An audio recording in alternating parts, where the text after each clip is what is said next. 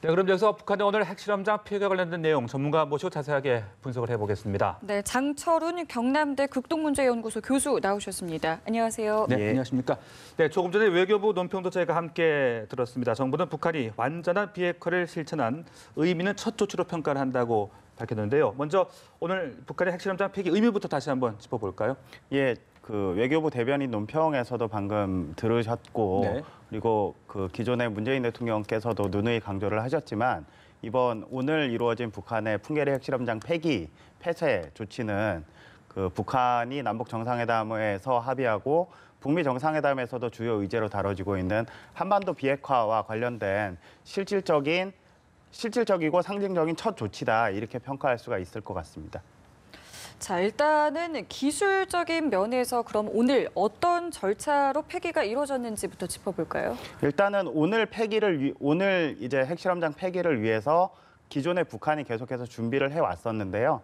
기존에 설치돼 있던 것들 핵실험을 할 때 이제 필요했던 측정기나 이런 것들을 수거하는 모습들이 기존에 포착이 된 적이 있었고, 네. 그리고 오늘 폐기를 이제 위해서는 안에다 다이너마이트나 갱도 안에다 이런 폭약들을 설치를 했어야 되기 때문에 그런 설치 작업들이 기존에 이루어져 왔습니다. 그리고 오늘은 이제 그거를 터뜨려서 갱도를 무너뜨리는 차례대로 무너뜨리고 네. 관련된 시설들까지 모두 다 철거하고 폭파시키는 그런 모습으로 그 오늘 폐기 행사가 진행된 것으로 그렇게 알려져 있습니다. 네, 그 2번, 4번, 3번 갱도 순서로 예. 폭파가 됐고요. 1번 갱도에 대한 소식은 뭐 정확히는 나오진 않았습니다. 그런데 1번 갱도는 1차 핵실험이 또 진행이 됐던 곳인데 뭐 사실상 폐쇄가 됐다 이렇게 봐야 되는 겁니까? 어떻게? 예, 기존의 핵실험을 실시하면서 상당히 많이 이용이 됐던 갱도로 알려져 있기 네. 때문에 그 부분에 대해서는 사실 안에 들어가서 갱도 내에 사람이 진입해서 폭약을 설치하고 하기가 상당히 어려웠을 수가 있습니다. 그런 네. 부분에서는 그 갱도는 사실상 이제 못 쓰는 갱도로 돼 있기 때문에 입구 네. 정도만 봉쇄하는 조치를 취한 걸로 알려져 있고요. 나머지 갱도들에 대해서는 그 특히나 이제 서쪽 갱도하고 남쪽 갱도 같은 경우에는 아직까지 실험을 실시한 적이 없고 그렇죠. 차후에 실험을 실시하기 위해서 이제 남겨뒀던 공간들이기 때문에 네. 그쪽 갱도들을 중심으로 폐쇄 조치가 이루어진 것으로 그렇게 볼 수가 있을 네. 것 같습니다. 말씀하신 대로 이제 3, 4번 갱도는 아직까지 핵실험을 하지 않았던 곳이기 때문에 예. 그 내부를 좀 촬영할 수 있도록 해주고 나서 폭발을 했을지 이 부분은 어떻게 추측해 볼 수 있겠습니까? 일단은 뭐 외신이나 우리 쪽 네. 기자단이 가 있기 때문에 내일 아침이나 오늘 밤 늦게라도 영상이나 사진 같은 것들이 들어오면 예. 이제 조금 더 확실하게 확인을 할 수가 있겠지만 그렇겠죠. 지금 상황에서는 북한이 그 내부에 다이너마이트 설치했던 것까지 보여줬을지는 조금 저는 개인적으로 회의적인 생각을 하고 있고요. 네네. 예, 그럴 만한 시간적인 여유도 사실 많지 않았을 걸로 보입니다. 예. 네. 자, 그리고 방사능 유출이라던가 뭐 여러 가지 안전 문제에 대한 우려도 있거든요. 이 부분은 좀 어떻게 예측하십니까? 사실 북한의 원자력 기술이나 핵 관련된 기술이 무기와 관련된 부분들은 상당히 많이 발전돼 있고 고도화돼 있는 걸로 알려져 있는데 네. 기존의 원자력과 관련된 기본적인 기술이나 이런 것들은 그렇게 탄탄하게 기술력을 갖추고 있지는 못한 것으로 평가가 돼 있습니다. 그럼에도 불구하고 오늘 폐기 행사에서 가장 중요하게 북한이 생각했던 것들은 외부에서 그런 우려를 갖고 있는 점들을 충분히 감안해서 현지에 있는 그 북한 관계자들이나 아니면 취재를 위해서 자기들이 초청했던 외신이나 한국 기자단들의 안전 문제를 제일 먼저 고려했을 것이기 예. 때문에 예. 예, 방사능 유출이나 이런 것들로 인해서 이제 그 현지를 참관하거나 했던 사람들이 무슨 이렇게 피폭을 당한다거나 네. 피해를 입는 그런 조치들까지는 이어지지 않지 않았을까 네. 생각하고 있습니다. 네, 위험한 상황들은 좀 최소화하지 않았을까 예. 이제 그런 말씀이셨는데, 자, 이번에 전문가들이 초청이 되지 않았습니다. 그렇기 때문에 이 부분을 앞으로 계속 어떻게 검증을 할지 분석을 할 수 있겠습니까? 예, 오늘 이제 상징적이고 실질적인 조치, 비핵화와 관련된 상징적이고 실질적인 첫 번째 조치로서 핵실험장 폐기를 북한이 기존에 공언을 했었고 네. 그걸 실행에 옮긴 날이거든요. 그런 측면에서 사실 오늘 그 핵실험장 폐기하는 그런 행사에 예. 전문가단이나 아니면 뭐 검증을 할 수 있는 그런 당국자들이나 참여를 같이 했다면 훨씬 더 좋았겠지만 네네. 북한 쪽에서는 그것들에 대한 우려가 또 없지 않아 있었을 것이고요. 예. 그리고 차후에 이제 그 북한이 이제 비핵화를 위해서 가는 길에서 뭐 육자회담 과거에 10년 전에 육자회담이 진행되는 과정에서도 그랬지만 검증 문제가 사실은 가장 큰 걸림돌이고 북한 입장에서는 어떻게 보면 주권의 상당 부분을 양보하는 걸로 북한 쪽에서는 인식을 할 수 있기 때문에 네. 그 부분에 대해서는 오늘 같은 경우에도 사실 전문가나 당국자들이나 뭐 원자력이나 핵이나 관련된 기술적인 좀 이렇게 그 기술적인 부분에서 지식이 있는 사람들이 갔다면 조금 더 나았을 수 있겠지만 예. 안 갔더라도 사실 북한이 공언했던 조치들은 취한 것으로 평가할 수가 있을 것 같고요. 그리고 오늘 기자들한테 어느 정도 공개했는지는 사실 지금 상황에서는 단언하기가 좀 어렵기 때문에 네. 그 기자단과 같이 전문가 참관단이나 아니면 당국자들이 움직였다면 현장에 갔어도 사실 검증이나 이런 것까지 하기에는 시간적이거나 장소적이거나 물리적인 제약이 좀 많지 네. 않았을까 예. 예, 그런 생각을 하고 있습니다. 예, 물론 말씀해주신 어떤 한정적인 범위도 있겠지만은 그래도 기자들만 참석을 했다는 부분에서 상징적인 의미가 더 크지 않냐 이런 분석도 나오고 있습니다. 이 부분은 좀 어떻게 보십니까? 예, 아무래도 북한이 그 지난달 20일에 있었던 그 노동당 중앙위원회 7기 3차 전원회의에서 기존의 김정은 시대에서 이제 새로운 국가 전략으로 내세웠던 병진 노선의 사실상 종료를 선언을 하고 새로운 그 국가 발전 전략을 내세우면서 이제 이 핵실험장 폐기를 약속을 했었거든요. 자기들이 스스로. 예. 그런 측면에서는 사실 북한이 대내외적으로 보여줄 수 있는 이 비핵화와 관련된 상징적인 조치라고 할 수가 있기 때문에 네. 그런 부분에 포커스가 맞춰지고 그런 부분이 이제 뉴스거리가 충분히 된다고 북한도 알고 있는 거고요. 그런 측면에서는 전문가단이 와서 구체적으로 검증한다고 이렇게 돌아다니거나 달려드는 모습보다는 자기들이 계획한 대로 보도가 잘 될 수 있도록 기자단을 충분히 불러서 이렇게 보여주는 게 더 효과적이었을 거라고 북한이 판단했을 가능성이 있습니다. 네, 그런데 이 취재진들이 풍계리까지 가는 동안에 블라인드가 쳐진 열차로 또 이동을 했다고 하고요. 뭐 측정기라든지 위성 전화들도 금지가 됐다고 합니다. 그런 조치들은 어떻게 해석을 해야 되는 겁니까? 아무래도 북한이 김정은 체제가 출범하기 전후에서부터 남북 관계가 2007년 말 2008년 초까지는 남북 관계가 괜찮았는데 그 뒤로는 사실상 남북 관계가 차례대로 끊어지고 북한은 여전히 국제사회에서 고립돼 있는 국가거든요. 네. 그런 부분에서 이제 외신 기자단을 초청해서 원산에서부터 풍계리까지 이동을 하면서 그런 과정에서 그 외신 기자단이 북한의 민낯을 그대로 보고 느끼고 하기에는 북한 입장에서는 아직까지 좀 부담스러운 부분들이 있을 거고요. 예. 그 기존에 과거에 뭐 90년대 후반이나 2000년대 초반에 남북 관계가 막 재개될 다시 남북 관계가 개선될 그 과거 경험이나 이런 것들을 놓고 봐도 뭐 이렇게 차량이나 기차나 이런 걸로 이동할 때 외부 사람들이 북한의 민낯을 보게 하는 것들에 대해서는 통제를 했던 적이 상당히 많습니다. 초기에는. 네. 지금도 이번에도 북한이 그런 모습들을 좀 보여주지 않았을까 싶습니다. 예. 자, 일단은 핵실험장이 폐기가 됐습니다만 혹시 나중에 이것을 다시 복원할 가능성이 있는지 이 부분도 좀 궁금한데요. 오늘 핵실험장 폐기와 관련해서는 일단은 다 붕괴가 된 거기 때문에 네. 그 부분에 대해서는 더 이상 북한이 한다 그러면 그걸 이제 뭐 다시 갱도를 뚫거나 그래서 핵실험장을 다시 사용하기 위한 조치들을 취하게 되면 뭐 미국이나 일본이나 인공위성들을 띄워놓고 거기를 집중적으로 감시를 하고 있기 때문에 사실은 북한이 그렇게 재개하는 모습을 보이기만 해도 미국이나 뭐 국제사회에서는 당신들이 북한이 기존에 취했던 조치들을 거꾸로 거슬러 가는 거다. 이런 식으로 비난을 할 수가 있을 겁니다. 그런 네. 점들을 아마 감안을 한다면 네. 네. 다시 이 정치적인 차원에서 국제관계적인 차원에서는 북한이 핵실험장을 다시 사용하기 위한 조치를 취하기는 쉽지 않을 것 같고요.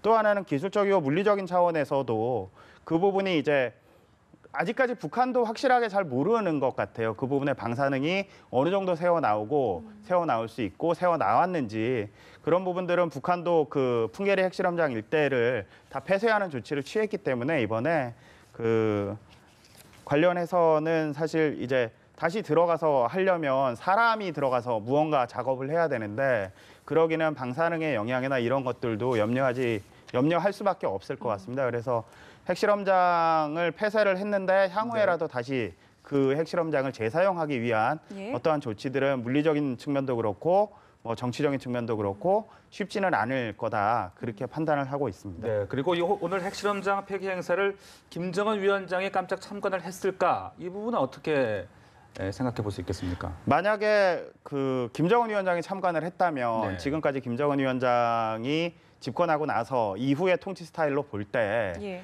참관을 했다면 외신 기자들 눈에 분명히 띄었을 것 같아요. 아, 경호 인력도 쫙 배치가 됐을 네. 거고. 근데 외신 기자가 오늘 물론 중요한 빅 이벤트가 이 핵실험장 폐기였기 때문에 그런 내용들을 밖으로 막 전해왔지만 그것과 함께 김정은 위원장의 모습이 보였다면 같이 전했을 가능성이 많은데 북한 발표에서도 김정은 위원장의 참관 내용은 전혀 없고 그리고 외신 기자가 전한 내용에서도 김정은 위원장과 관련된 언급은 전혀 없는 점으로 봐서 실질적으로 김정은 위원장이 풍계리 핵실험장 폐기하는 행사에 가서 모습을 드러냈다 이렇게 판단하기는 아직 좀 어렵지 않을까 생각하고 있습니다. 네. 예.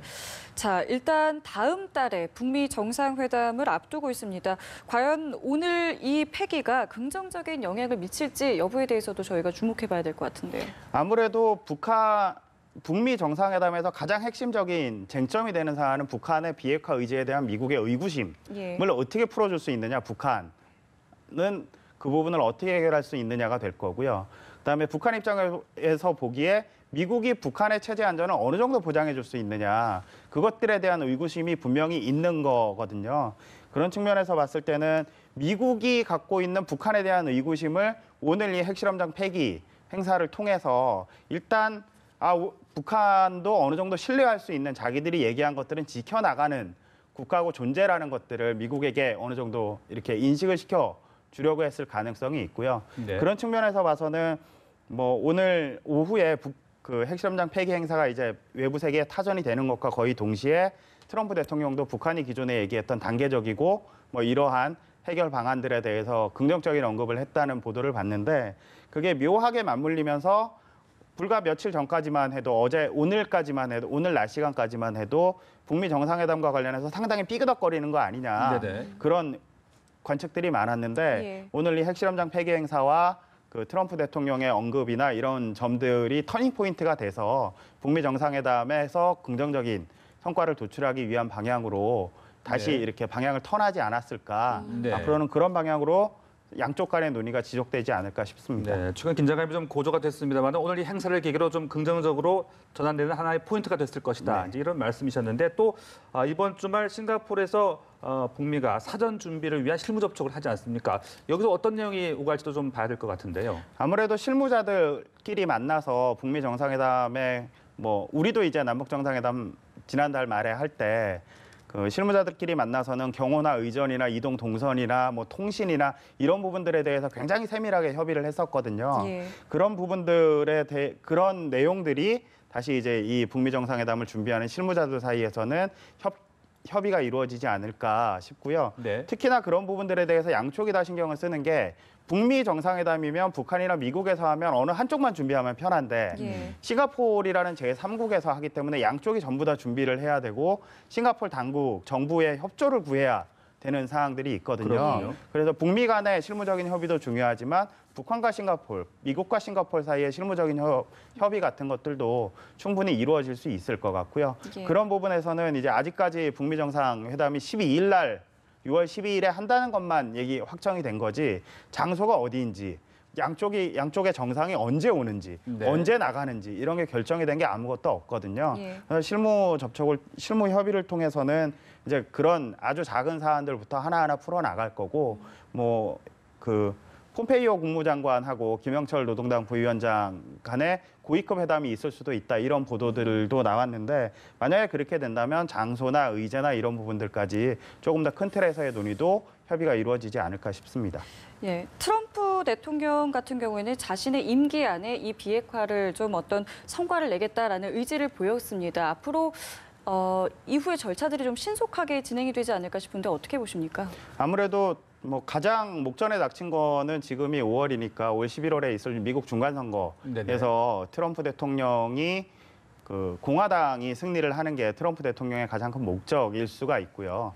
단기적인 목적일 수가 있고 두 번째는 뭐 언제가 될지 모르겠지만 그 노벨상에 대한 열망이 있기 때문에 네. 그런 것들을 위해서도 아마 트럼프 대통령은 빨리 어느 정도 큰 틀에서 합의를 하고 빨리빨리 진행을 시켜 나가려고 하는 그런 모양새가 있을 것 같습니다. 그리고 반면에 북한 입장에서 봤을 때는 이걸 느긋하게 계속 밀어넣다 보면 미국에서는 정권이 바뀔 수가 있으니까 트럼프 행정부 1기가 끝나고 2기에 진입해야 되는데 2기에 진입 못하고 민주당 정부가 들어선다거나 뭐 이렇게 되면 또다시 협상을 해야 되는 어려운 점들이 있기 때문에 예. 북한도 마냥 시간은 북한 편이다 이러면서 협상 자체를 이렇게 질질 끈다거나 과거에 협상에서 보였던 그런 모습들을 보일 것 같지는 않고요. 미국이 북한에 대한 체제 안전 보장, 북한이 원하는 것들, 미국은 또 자신들이 원하는 것들에 대해서 합의가 이루어진다면 그 협상이 진척되고 일이 진행되는 과정이 상당히 빠를 수 있다.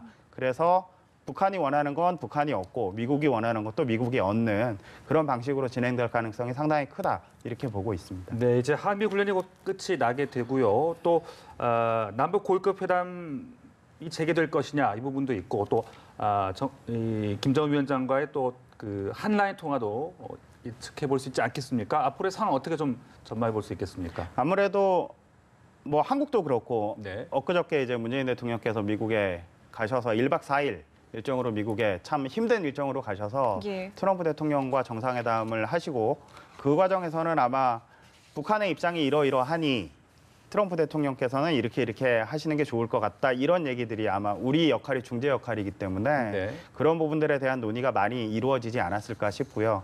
또 하나는 트럼프 대통령이 그 한미 정상회담에서 보였던 태도나 발언이나 이런 것들을 면밀하게 분석을 해서 남북 간의 물밑 접촉 채널 같은 것들 통해서 북한에다가 미국의 입장, 트럼프 대통령의 입장은 이러이러한 것이니 북미 정상회담을 앞두고 북한 쪽에서 참고할 필요가 있겠다. 이런 것들은 분명히 전해줄 수가 있을 거거든요. 네. 그런 측면에서는 사실 지금 상황에서 제일 핵심적인 그리고 가장 중요한 이벤트는 뭐 오늘 핵실험장 폐기 행사도 있었지만 예. 그것보다는 북미 정상회담이 어떻게 되느냐에 따라서 한반도 정세가 또 한 번 크게 출렁일 수 있는 그런 계기가 될 수 있을 것 같고요. 우리 정부도 열심히 노력하고 있고 뭐 저는 개인적으로는 오늘이 터닝 포인트가 될 거라고 생각을 하는데 그렇게 돼서 북미 정상회담이 소기의 성과를 낸다면 예. 남북 관계도 그렇고 한반도 정세 전반이 조금 더 긴장이 훨씬 더 완화되고 문제가 해결되는 방향으로 나아가지 않을까 그렇게 기대를 하고 있습니다. 알겠습니다. 지금까지 장철훈 경남대 극동문제연구소 교수와 함께했습니다. 오늘 말씀 고맙습니다. 고맙습니다.